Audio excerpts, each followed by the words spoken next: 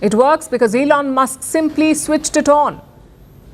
We saw evidence of that in June last year. Israel and Iran were fighting an intense aerial battle. In the middle of it, a social media user asked Elon Musk to turn on Starlink services, and Musk's reply, "The beams are on." It's as simple as that. If Elon Musk wants to, he can turn it on.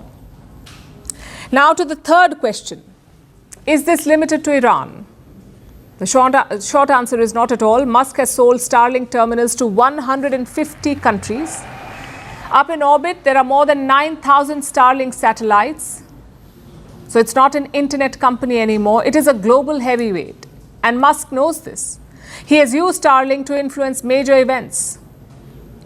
Consider what he did in Ukraine in 2022.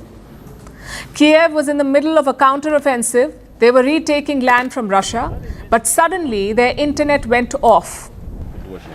Now, Ukraine had always relied on Starlink for their operations, but during that operation, Musk shut it off, and the impact was most evident in Crimea. Ukraine had launched sea drones at Russian assets there, but when Starlink shut down, so did the drone. It washed up harmlessly on Crimean shores. And why did Musk do this?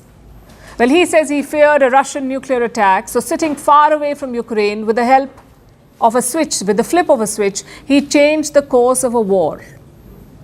Same in Myanmar. This country has been gripped by a civil war for years. The military junta is in control and they banned the internet. So rebel armies began using Starlink. Another example is the Sudan. It's been locked in a civil war since 2023. Reports say both warring sides are using Starlink. Then you have Venezuela.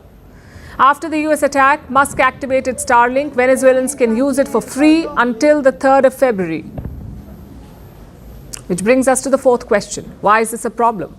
For starters, it is too much power for one man, and that to a private citizen. And do not think that Elon Musk is some defender of liberty. He is a businessman, plain and simple. And that is why you won't see Starlink activated over China, because Musk has billions tied to Beijing. He has business interests in China, so he won't upset the communist regime by giving internet to Chinese dissidents. But he's happy to wade into other conflicts. My point is, one man's morals cannot decide our internet access. Secondly, this gives undue influence to America. At the end of the day, Starlink is a US company. They will always serve US interests. Again, that is problematic. And now to the final question. Is there a solution?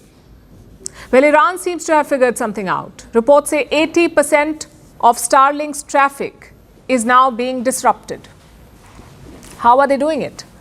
Thanks to military-grade jammers. These were most likely supplied by Russia or China, and right now they're doing the job.